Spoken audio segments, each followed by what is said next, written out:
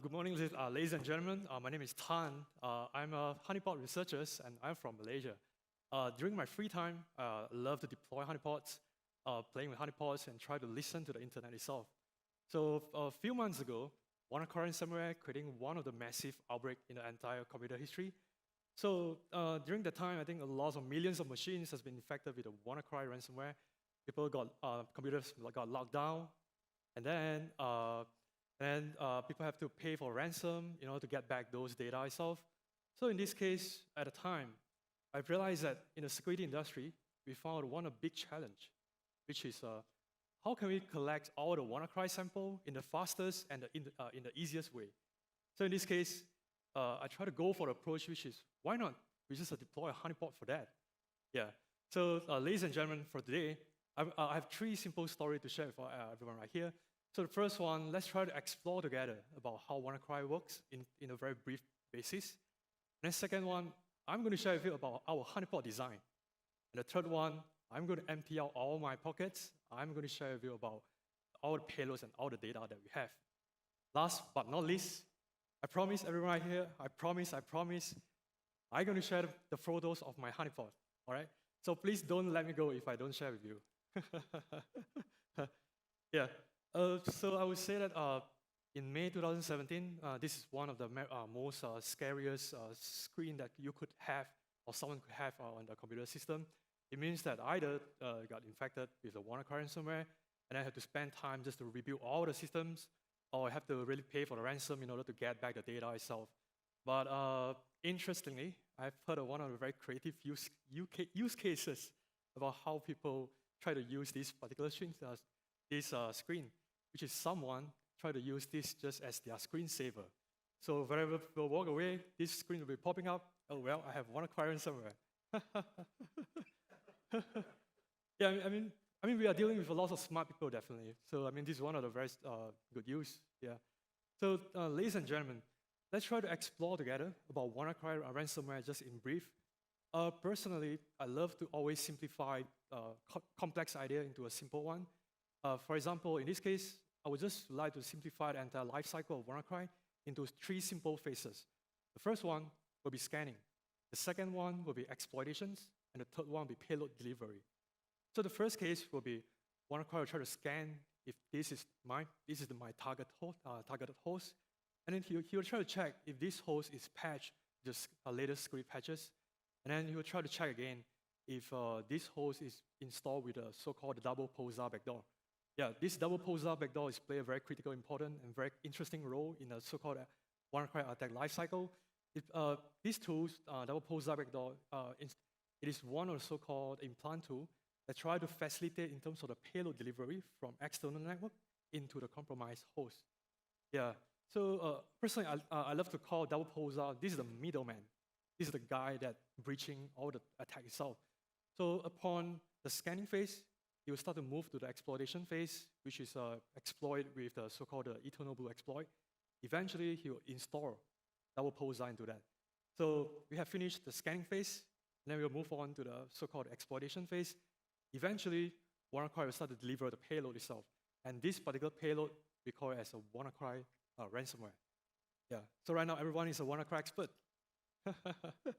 So during the analysis, during that time, I just try to understand the behavior of WannACry ransomware because I'm very keen to have a so-called live interactions together with WannACry ransomware. I just love to talk to WannACry in live. So I found one of the very interesting behavior is that, which is not really mentioned in lots of security blocks. This so-called entire life cycle, in fact, it can be simplified into just two phases, which is, for example, WannACry talk to me. Hey, Tan, are you patched the latest script patches? I'm not, I'm clean. So he will continue to ask me, hey, Tan, have you installed infected with a double poser backdoor? I will answer back, yes, I am. I have double poser backdoor with me.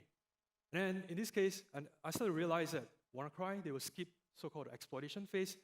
He will just directly, happily, voluntarily just deliver the payload to me. Yeah, so in this case, we found this particular simplified versions of ideas. And then right now, let's try to build these entire ideas into a honeypot itself. So the honeypot that I used to is a Dione honeypot. Just a quick history about Dioneer Honeypot itself. It's built back in the days of Conflict time, which is back in 2008 or 2009. But again, it proven to be very powerful and very useful again in this WannACry outbreak time, which is back in a few months ago. So always very hard to remember about the name of Dioneer. So today, I just try to get these pictures because Dioneer, in fact, is the name of this very beautiful and very arrogant plant. So I think right now everyone can remember Dioneer correctly. So what I did is we try to, Dioneer is very powerful in terms of emulation, protocol emulation. You can speak lots of language, but not English, yeah, not Chinese, not Spanish. But you can speak in terms of SMB protocol, HTTP, TFTP, and also voice over IP, and also some of the IoT protocols such as UPnP and MQTT itself. Yeah, and then in this case, what we did is we tried to transform Dioneer Honeypot into just a Windows 7 machine, which is pre-installed with a double poser backdoor. Yeah, I mean, this is the entire idea.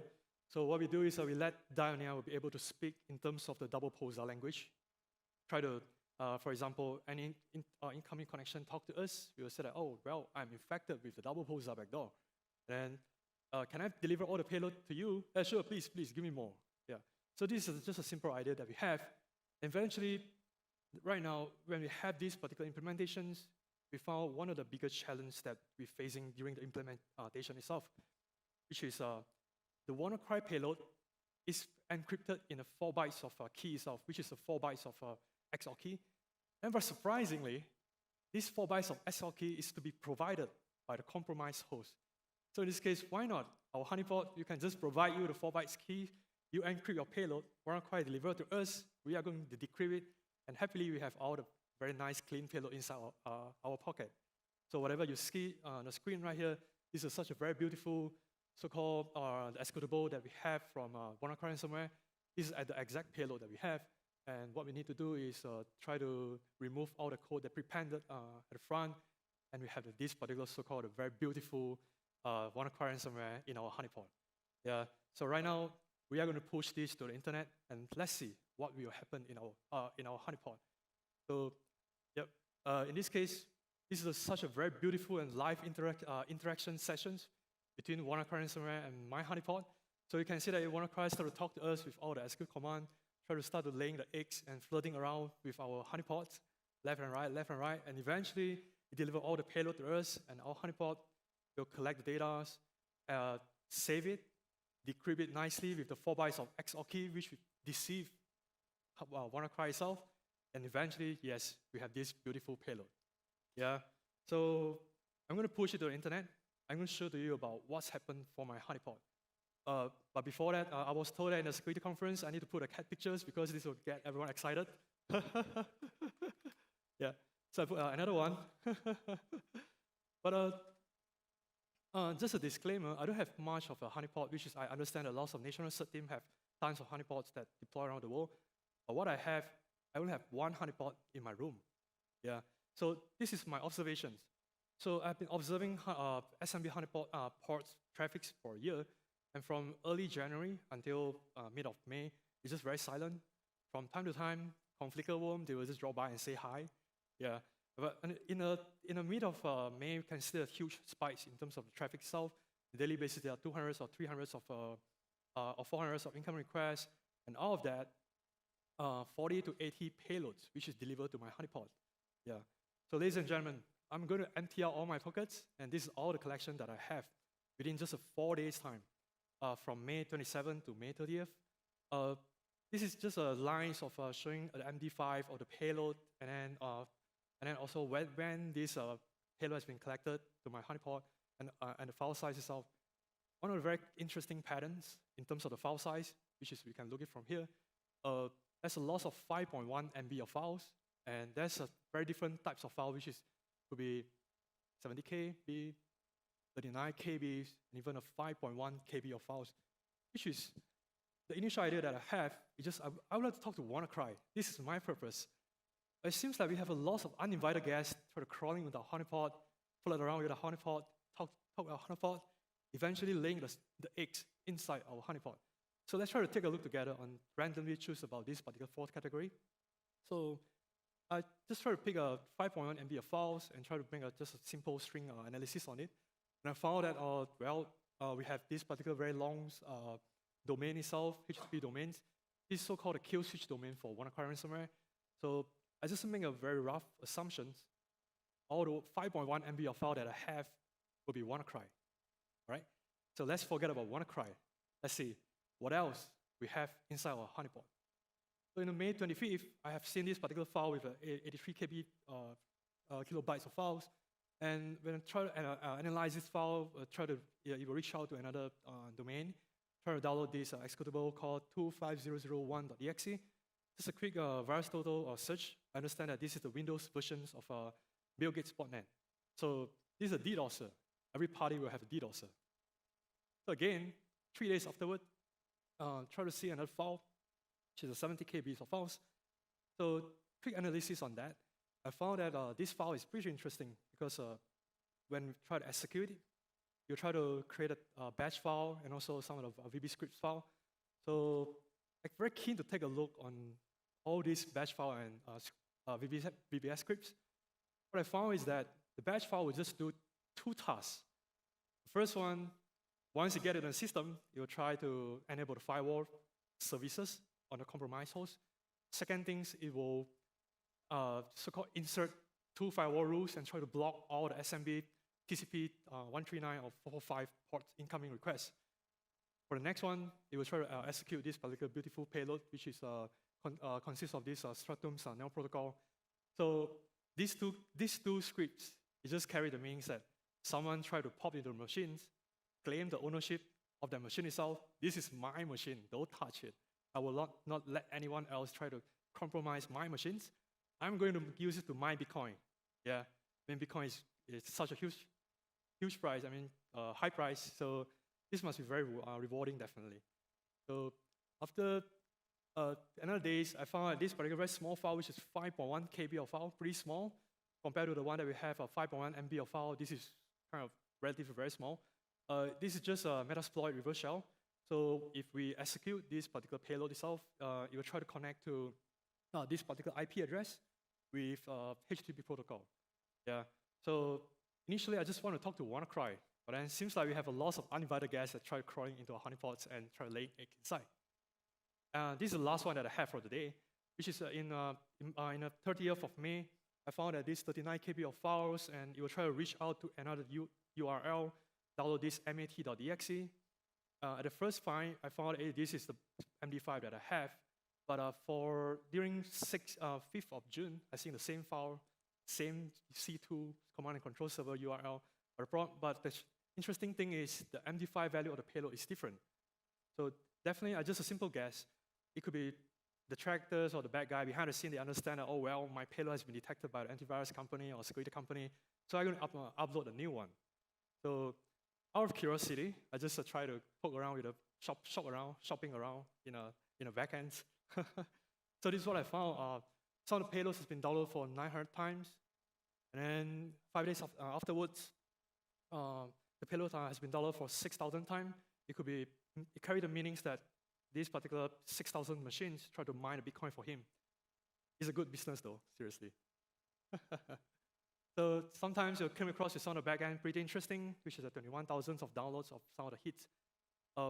Personally, I would say that a honeypot is one of the good tools to use for malware sourcing or threat hunting, definitely, or threat intelligence gathering. Yeah. Again, so I found some of the SWF file, which is could be using for phishing attempts, definitely. So, ladies and gentlemen, as I promised, I'm going to show you about my pictures of my honeypots. So, yeah, this is what I have in my room. So sometimes I upgrade to 3, which is I have 3 blinking lights in a day. Yeah, so this is nighttime, this is daytime, this is nighttime, this is daytime, yeah. Yeah, this is what I have for today, so feel free to explore about Dynamic Honeypot because it's one of the very good experience to have a live interactions with WannCry ransomware. And then if you would like to try to deploy honeypots in Raspberry Pi basis, yeah, you can go for the Honeypot project, which is you can deploy the image easily.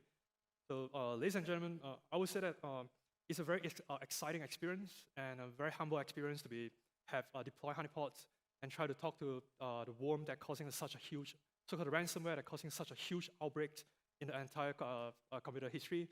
And then definitely, I would say that initially I just expect to have WannaCry, but there's lots of uninvited guests that are coming in. I would say this is definitely a very rewarding experience. Yeah, that's what I have for today. I think thank you very much, everyone. Yeah, if any questions that I can help to answer. Yeah, we got time for a question or two. Sneak one in. That was awesome. Good to see someone does something better. I've also used Raspberry Pis. I wrote a garage door controller for Raspberry Pi. Yeah. And of course, my code is so awesome. I no longer use said because obviously I made a garage door honeypot as well. So, like all CEOs, I think my code is awesome. Any questions for Tan Kean? And I said that wrong. Okay, don't rush us. Obviously, an awesome presentation. You've answered all their questions. Thank you for that. Thanks, Craig. Thanks.